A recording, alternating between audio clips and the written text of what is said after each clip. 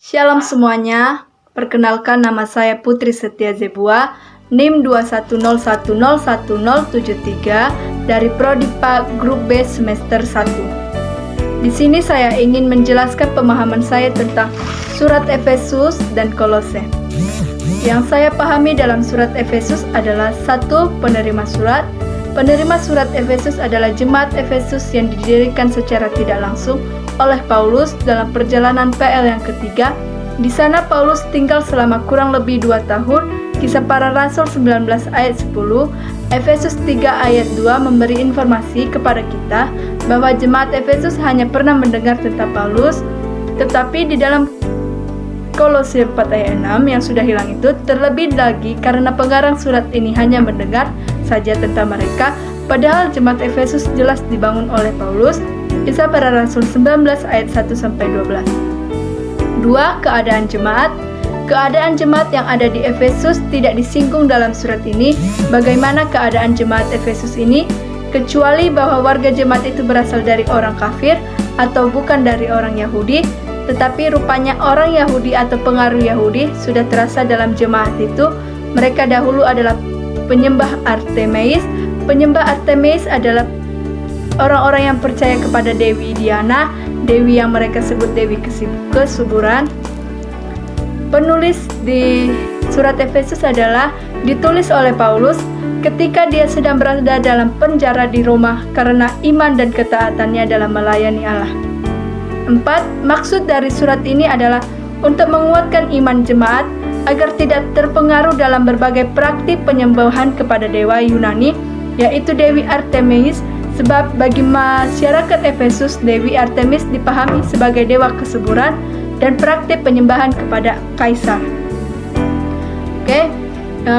Struktur isi Efesus adalah Efesus tidak bercirikan surat terdiri atas 2 bagian besar yang jelas berbeda.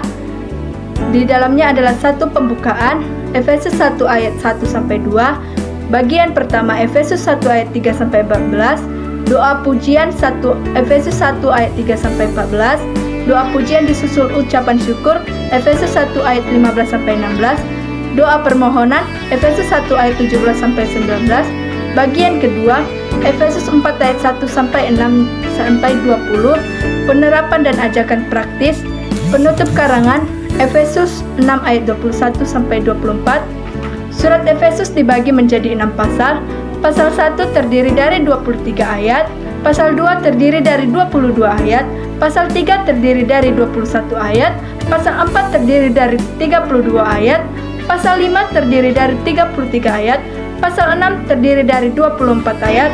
Tujuan Paulus dalam menulis surat ini tersirat dalam Efesus 1 ayat 15-17. Nats penting dalam surat Efesus dari Efesus 2 ayat 14, Efesus 2 ayat 19, Efesus 4 ayat 12, Efesus 6 ayat 10-12. Surat Kolose. Surat Kolose yang saya pahami adalah penerima surat.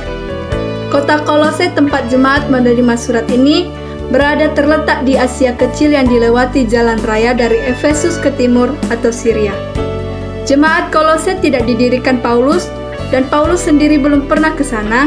Kolose 1 ayat 4 dan 9, Kolose 2 ayat 1, tetapi mengenai Paulus sudah ada dari antara mereka yang mengetahuinya. Kolose 2 ayat 1, rupanya hal itu diketahui melalui Epafras yang mungkin mendirikan jemaat itu. Kolose 1 ayat 7, Kolose 4 ayat 12 dan 13. Keadaan jemaat yang ada di Kolose. Di sana terdapat ajaran sinkretisme yang berisi campuran ajaran Yahudi dengan kebudayaan atau ajaran agama kafir. Pengaruh agama Yahudi adalah aturan mengenai makanan atau minuman hari-hari raya, hari Sabat. Kolose 2 ayat 16. Pengaruh kafir, hidup berpantangan, menyiksa diri, menyembah roh-roh malaikat, dan sedang mereka mempunyai hikmat dan pengetahuan, pengertian rohani dan rahasia Allah. Maksud penulisan surat Kolose adalah untuk membimbing orang Kristen di Kolose kepada pengetahuan yang lebih dalam dan lebih kokoh mengenai keselamatan mereka. di dalam Kolose 1 ayat 19 dan 28, Kolose 2 ayat 22 dan 3, sehingga mereka dapat melawan ajaran sesat untuk mempermudah pemahaman mereka atas surat ini.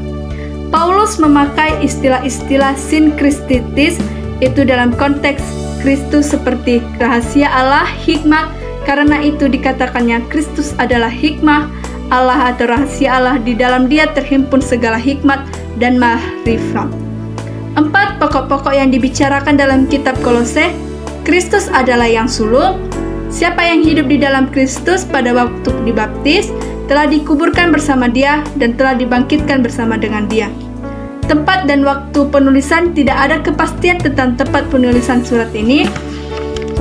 Ciri khas surat Kolose adalah dia berusaha memerangi ajaran sesat yang berada di Kolose dengan mempertahankan Kristus, karya Kristus, kristologi. 7 struktur isi-isi yang ada di surat Kolose. 1. Salam ucapan terima kasih dan pengajaran tentang Kristus. Kolose 2. Polemik tentang ajaran sesat. Kolose 3 dan sampai pasal keempat, peringatan atau paranetis.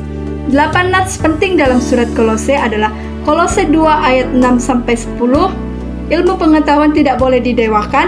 Kolose 3 ayat 8 sampai 17, manusia baru harus menanggalkan perbuatan manusia lama. Kolose 4 ayat 1, berlaku adil.